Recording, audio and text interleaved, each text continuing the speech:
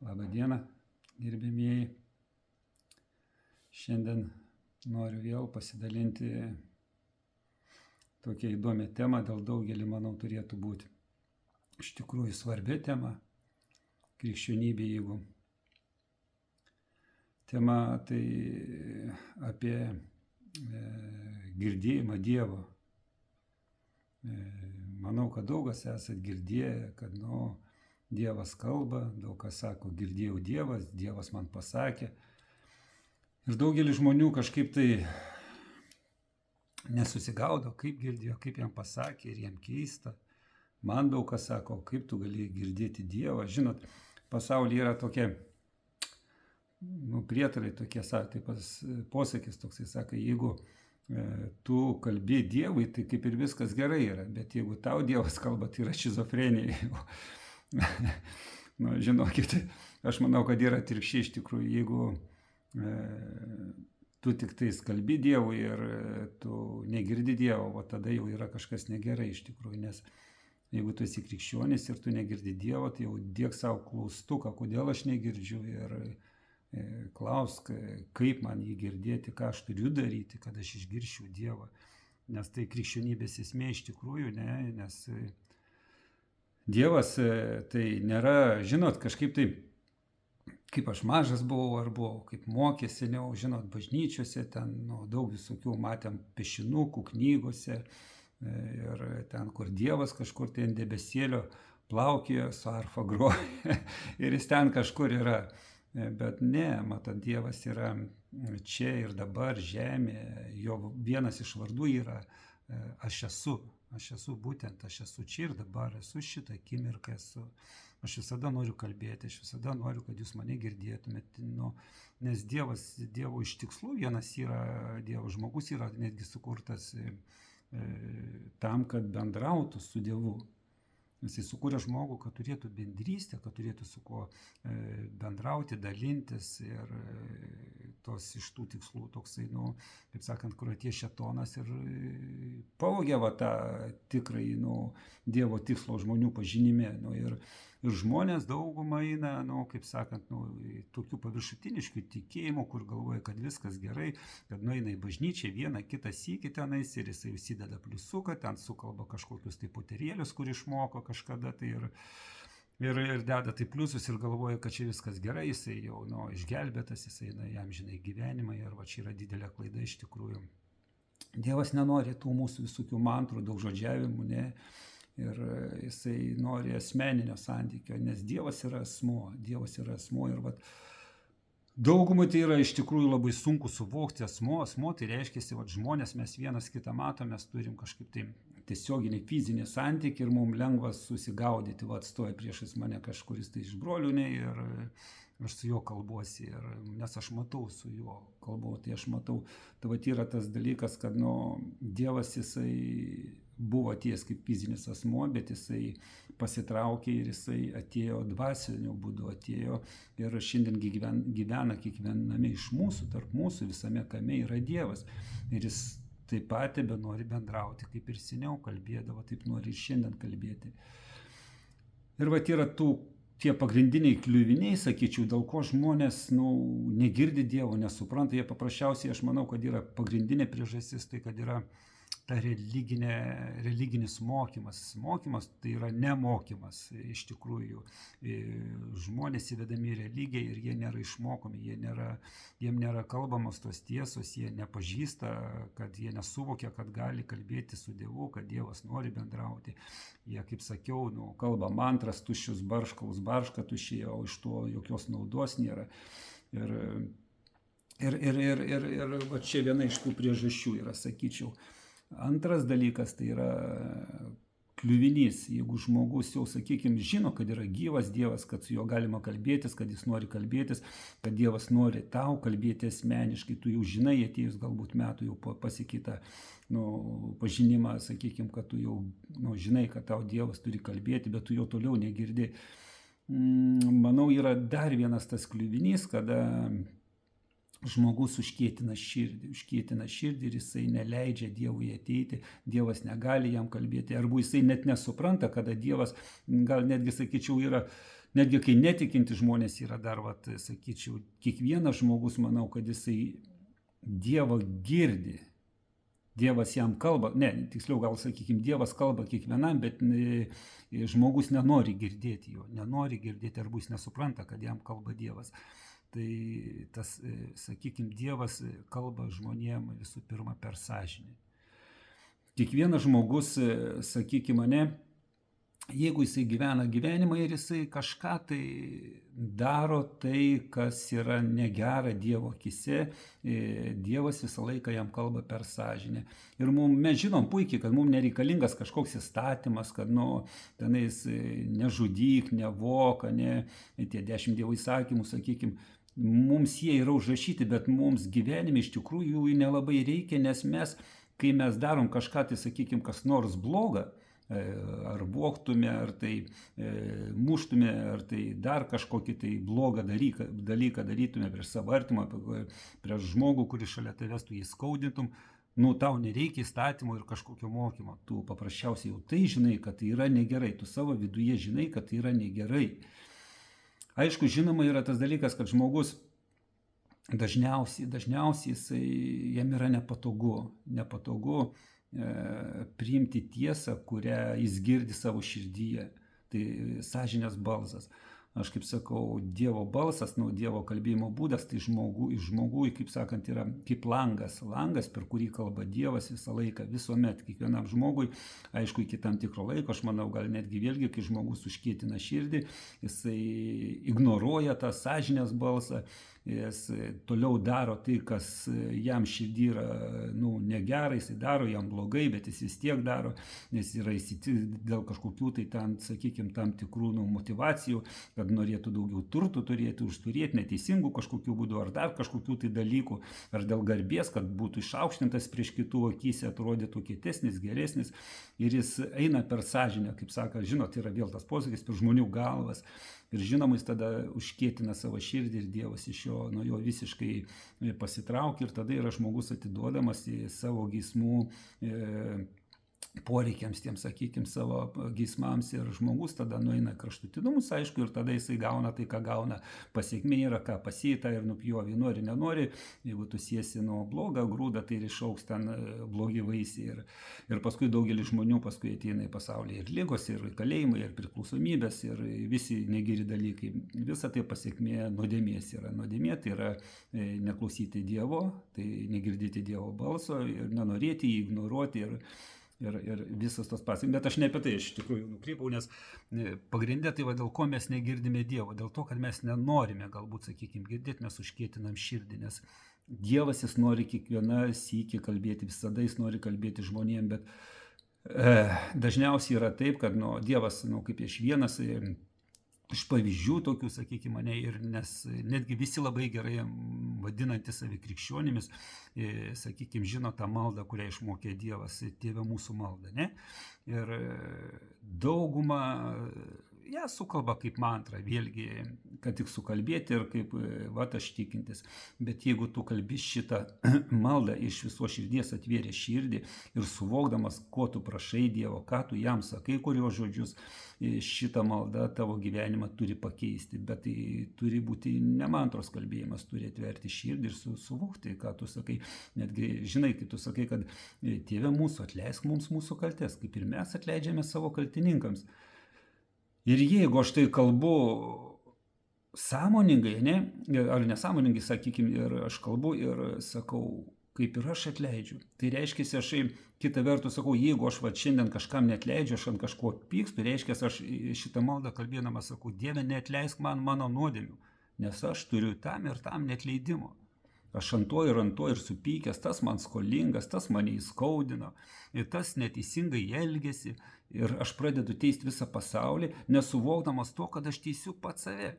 Ir kaip aš girdėsiu Dievą, jeigu aš užkietinu širdį ir aš jo nebenoriu girdėti, nes man nepatogu, man yra skauda, aš negaliu atleisti, aš negaliu priimti žmogaus kitaip mąstančio ir tik tai, kas man patogu, ir aš negirdžiu Dievo. Dievas jisai pradeda nuo mažų dalykų, jisai sako, jeigu tu atversi širdį, susitaikysi su žmogum, susitaikysi su manim, atgailausi, tada aš tau kalbėsiu, aš ateisiu pas tave ir turėsim bendrystę. Va čia jau tokia, sakykime, tiem, kurie dar nepažįsta, nebendravo su Dievu, bet yra tas aukštesnis lygis, ne, kur, sakykime, mes jau turėjom kažkada bendrystę su Dievu, kalbam, ne, bendraujam, leidžiam laiką su juo, mes mėgaujamės į jo buvime, skaitom Dievo žodį. Ir ateina momentas mūsų gyvenime, kas nors mumis įskaudina ir mes užkietinam tą širdį. Vat, pagrindė tas yra netleidimas, toks įsiskaudinimas, ta problema žmonių gyvenimuose, per kurį ateina vėl visos problemas, sakau. Ir žiūrėk, jeigu tu įsiskaudinai širdį, užkietinai savo, aš neatleisiu, aš jam negaliu atleisti, visai atleisiu, bet tik ne tam žmogui, nes taip neįmanoma, kokia jis neteisybė padarė. Ir tu užkietinai širdį ir tu turėjai tą santykį kiekvieną dieną, kiekvieną vakarą, sakykime, maldą su Dievu ir eidavai pas jį džiugia širdimi ir va tik atėjo kartėlis į tavo širdį, tu prieš kažką tai supykai, kažkam kažką tai žinai, arba pats padarai ką nors negerą kažkam tai ir bijai savo pripažinti, kad žinai, kad blogai padarai ir tau reikia atsiprašyti arba atitaisyti kažkokią santykį, klaidą, kažkokią tai, žinai, atlyginti žalą, kažkokią tu turi, tau Dievas kalba per sąžinę ir tu to nedarai.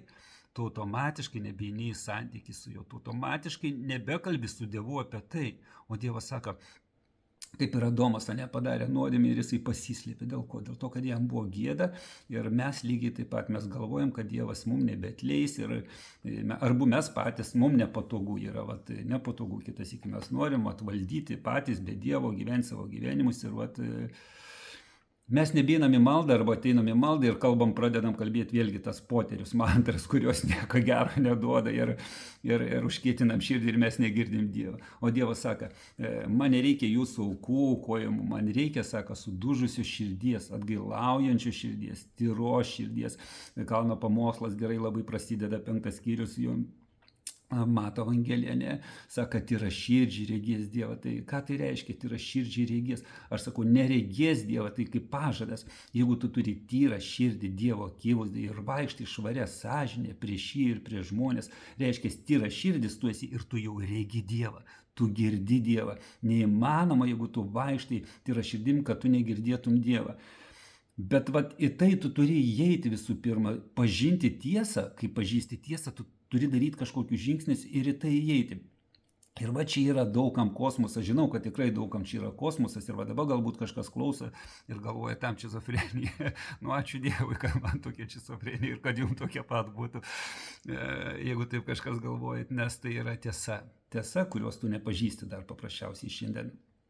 Ir šiai dienai aš iš tikrųjų netgi būna, aš einu kitas iki liudiju tokias vietas, kur žmonės pirmą sykį girdė apie Dievą ir ateina, jie klausosi manęs, ne, ir iki to momento, kol aš liudiju, ten kaip Dievas pakeitė mano gyvenimą, koks aš buvau, kaip aš šiandien gyvenu, viskas gerai atrodo, ne, ir kaip aš pasakau, kad aš išgirdau Dievą, žmonės atsistoja ir išeina.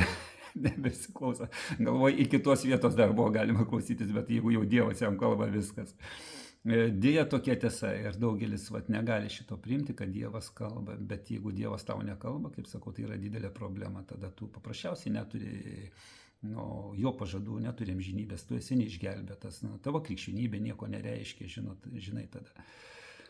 Ir yra keletą vietų tokių, pagrindinių, aš jums gal kaip tai, ką aš kalbu, norėčiau ir užaspektuoti, nes tai nėra kažkokie mano sugalvoti dalykai. Visa Biblija apie tai rašo ir jeigu žmogus skaitytų šventąjį raštą Bibliją, tai vienas iš būdų, vėlgi, kaip Dievas kalba, jeigu tu neišgirdai tiesiogiai balsą, ateina momentas, kada tu pradedi girdėti širdimi, nes Dievas yra dvasia ir jisai, kada tu leidi su jo laiką, vienas ramybė, sąžinė, švaria sąžinė, atvira širdimi, jam atveri save, kada tavai skaudina, tu ateini, jam godiesi, kada tu kažkur prasileidai, tu ateini, atgailauji, kada tu turi tokią būseną, tu tikrai išgyvensi Dievą, tu išgirsi jo balsą, širdiegi išgirsi, tu gausi apreiškimų, tau bus nušvitimai, iš tikrųjų yra tas dvasinis pasaulis nuostabus, kada tu į tai įeini, tai pažįsti.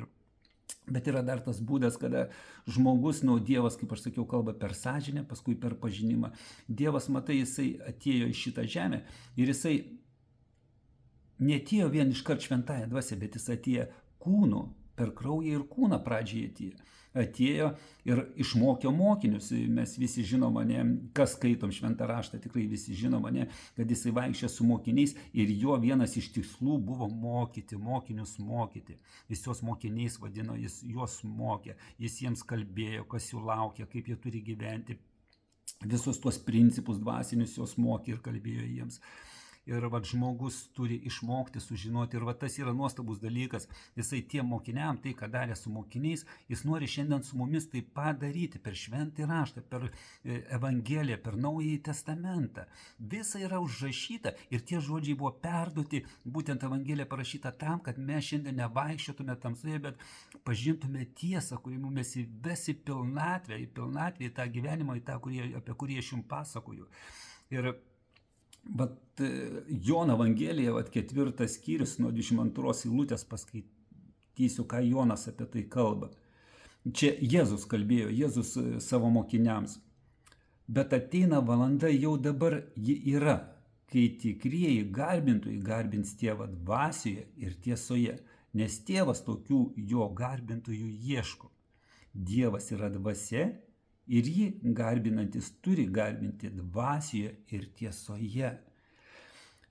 Ir kaip tai suprasti? Dvasioje ir tiesoje. Reiškia, aš atvėriau širdį ir tiesoje. Tai reiškia, kad aš tai, ką ir kalbu, kad aš tiesoje, reiškia, aš toks, koks esu Dieve, aš tavo akivaizdėje švaria širdimi, sąžiningai. Aš negaliu būti klastoje, aš negaliu būti dviveidis, vaidmainiškam gyvenimo būsenui, nes aš taip jo nesugebėsiu garbinti. Vienas dalykas, aš jo negirdėsiu ir aš neturėsiu to santykio su juo. Dar viena yra Evangelijos vieta, vėlgi Evangelija pagal Joną 16 skyrius 13 eilutė, ką rašo. Bet kai ateis ji tiesos dvasia, ji įves į visą tiesą. Ji nekalbės iš savęs, bet kalbės, ką išgirs ir praneš, kas dar turi įvykti. Ir čia vėl mes matome, ne, kad Jėzus kalba. Bet kai ateis, ji nekalbės iš savęs, bet kalbės, ką išgirs. Matot, ką sako? Ji kalbės, šventoji dvasia kalba. Tai čia yra kaip įrodymai ir pilna Biblija viena apie tai ir yra iš tikrųjų, kad Dievas kalba žmonėms, kalbėjo savo mokiniams, apaštalams.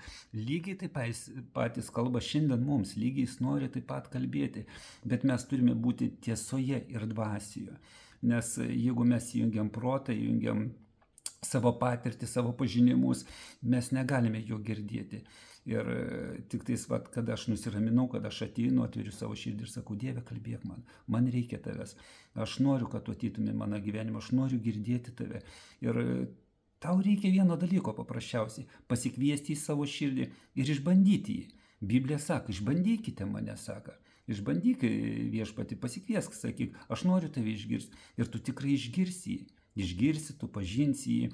Ir labai geras, kad mes dalykas šventas raštas, vėlgi, kaip sakau, jeigu mes skaitom šventą raštą, aš kaip sakau, šventas raštas tai yra, čia yra viskas. Čia yra viskas, visi atsakymai tavo gyvenime, į tavo gyvenimą, visi tavo poreikiai, visa tiesa čia yra. Jeigu tu nežinai situacijoje, jeigu turi daug klausimų, kurių tu negali atsakyti savo gyvenime, tu pradėk šventą raštą skaityti, Naująjį testamentą pradžiai, pradėk skaityti ir tu pamatysi, kaip tau atsivers akis.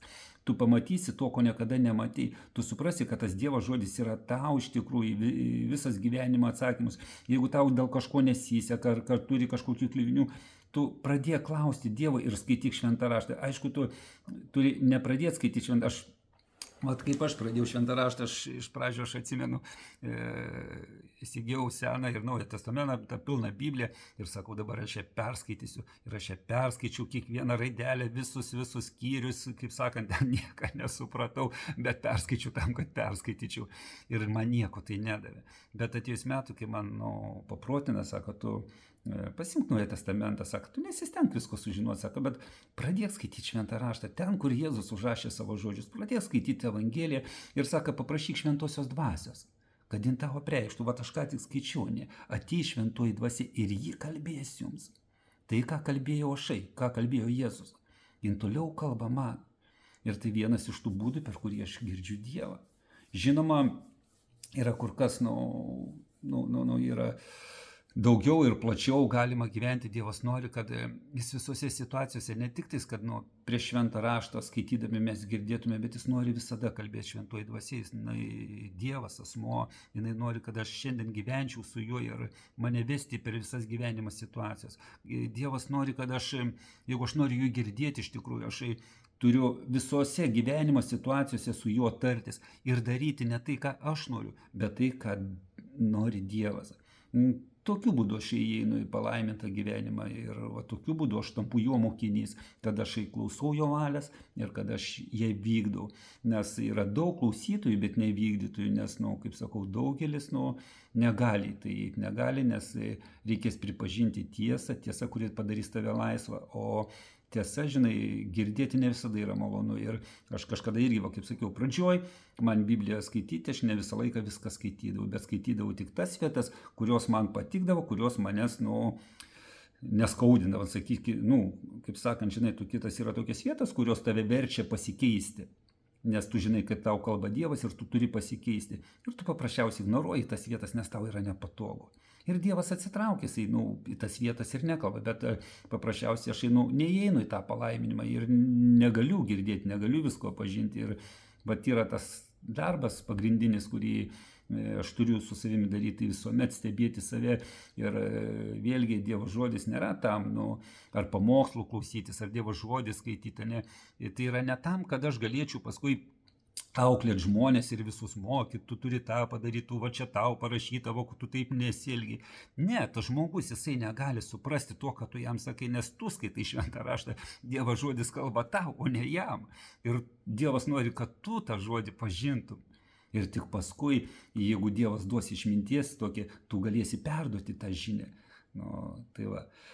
Tai nežinau, tokie pamastymai, atverkim širdis ir pasikvieskim į savo širdį, tiksliau pasikvieskim, kad jis ateitų. Evangelija, žinom, tą Apreiškimo knygą, 3 skyrius, rašo, sako, štai aš stoviu prie durų ir beldžiu.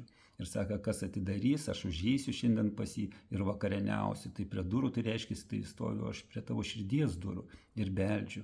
Ir sako, jeigu tu atversi duris, atversi savo širdį, aš ateisiu. Dievas yra labai paprastas, jis visada laukia, kada mes atversim savo širdis. Ir jis tikrai tada ir kalbės, ir jūs girdėsit, ir pamatysite to, ko nematė. Tai tokia žinutė siunčiu, būkite toliau visi palaiminti.